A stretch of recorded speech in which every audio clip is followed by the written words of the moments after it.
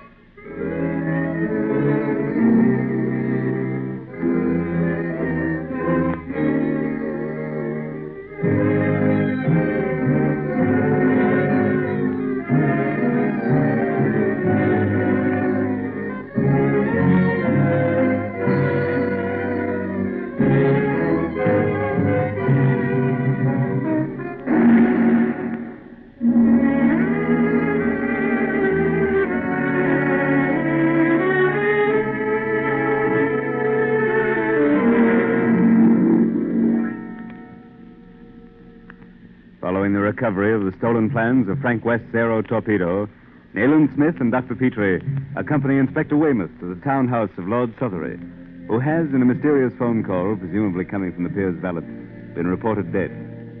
At Lord Sothery's home, they learn from his family physician that the nobleman died quite naturally of heart disease. And the valet denies having called the police. Nayland suspects the hand of Fu Manchu. He accompanies Inspector Weymouth to Scotland Yard to check on the telephone call. Dr. Petrie starts for Baker Street alone. On the way, he meets Karame, who pleads with him to accompany her to the house of Fu Manchu to attend her brother. In the dusk of evening, we find Dr. Petrie and Karame approaching the waterfront abode of the sinister Oriental. This way, Dr. Petrie. What a maze of filthy alleyways and courts. You shouldn't wander through them alone, Karame. It's dangerous. Shh, be quiet, please. This is the place. I have the key.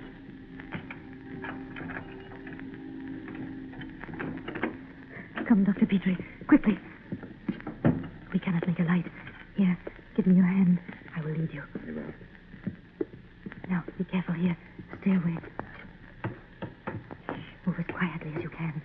Though Dr. Fu Manchu and the servants were out, it is possible that one of them may have returned during my absence. Wait. No one here. Come. By Jove, what a place. I've never seen such exquisite furnishing. Oh, we must hurry. My brother is in the room beyond. What's that? Oh, it is nothing. Dr. Fu Manchu's pet marmoset there in the cushion.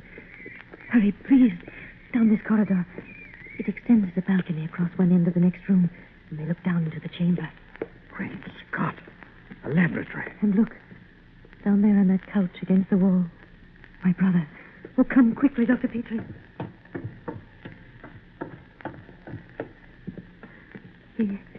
He lies so deathly quiet. Wait a minute, Karame. Let me see. I'm afraid, my dear, there's nothing I can do for him. He's... No. Oh, no, he's not dead. He cannot be. I'm sorry. He is dead. I'd stake my reputation on it. Oh, no, you do not understand. You are a doctor. There's nothing I can do, Karame. Nothing. The dead cannot be brought back to life. But you must see. Oh, quickly. Up these steps. Fu Manchu has returned. Oh, hurry, hurry. In this little alcove. Here, behind this curtain. Be silent now and watch. Fu Manchu. On your life and mine. Make no sound. Now watch. Watch closely. He's taking your brother's pulse. He's pouring some drops into a graduated glass. Now he's making an injection in the boy's arm. Look. cheeks. He's moving. He's raising his arms above his head. He shows no more unusual symptoms than if he'd just awakened from a natural sleep. Look, Fu is leaving. You see, Dr. Petrie, my brother is not dead. But without Dr. Fu Manchu, he is dead to me. Oh, how can I leave him when he holds the life of my brother Ali in his hand? But how does he produce the appearance of death? It is something in the wine. In another hour, Ali will be again as you saw him. You must get me that flask or some of the liquid. Very well. Wait a moment. I shall try.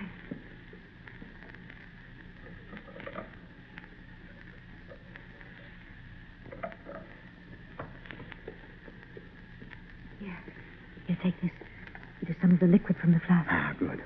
And now, when will be the best time to take Fu Manchu and restore your brother? I will let you know. Do nothing until you hear from me. Come, we must go now. He's going away tonight, someplace to the north. But you must not come until I send for you. And now, good night. Oh, hurry. He may call for me at any moment. So, Nayland, with that vial in my pocket containing a preparation unknown to Western science, I left. Well, for a staid medico, Petrie, you certainly committed yourself to an unwise venture. Of course, we must arrange with Weymouth to raid the place at once. No, Nayland. My promise to Academy must be kept. That's your affair, old chap. I'll devote the whole of my attention to Dr. Fu Manchu. Look, Petrie, what have I all along maintained? That though she's one of the strongest weapons in his armory, she's one which would someday turn against him. I hope that day has dawned. Nevertheless, we must await word from her. Very well.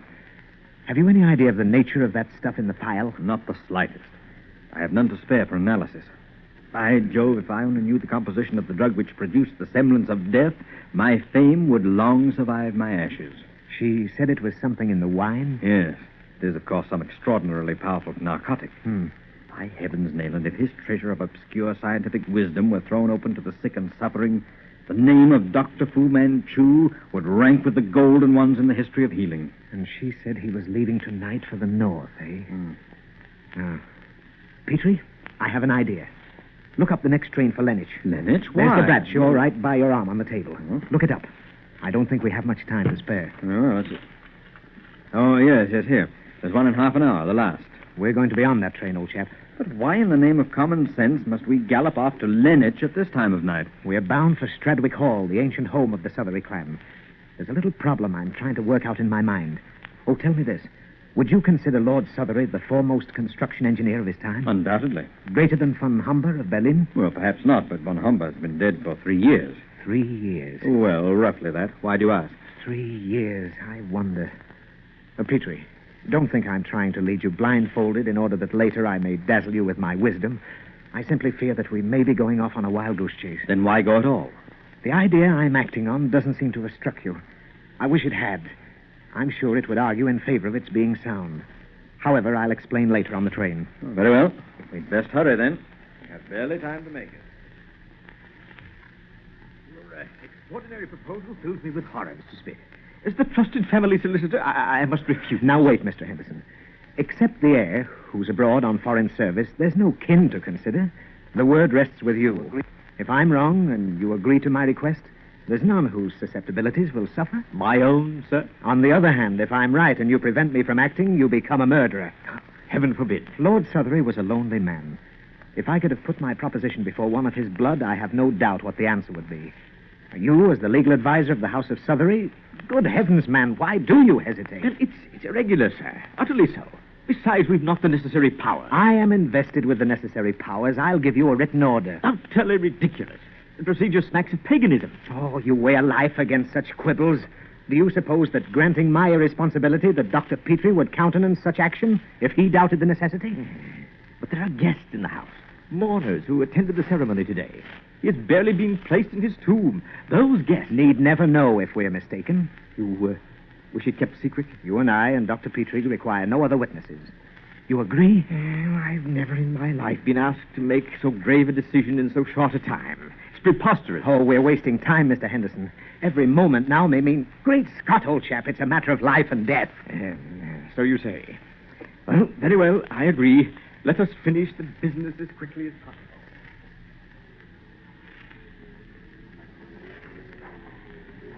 You brought the things I wanted, Petrie? Yes. The family tomb, gentlemen. I will unlock the gates, Henderson, quickly. Yes, of course. Witness, gentlemen, that I do this unwillingly, most unwillingly. Nevertheless, unlock the gates. The responsibility is mine. Oh, yes. Did you hear anything, Petrie? See anything as we came across the park? Nothing, Nayland. You think he is here? I'm positive that Fu Manchu was on that train. The gates are open, Mr. Smith. And you better light the lantern. Hold it up, Petrie. Just a moment. There we are. Now, be calm, Henderson. You are doing your plain duty to your client. Heaven be my witness that I doubt it. Lead the way to Lord Sothery's niche. Oh, we'll get no help from Henderson, Petrie.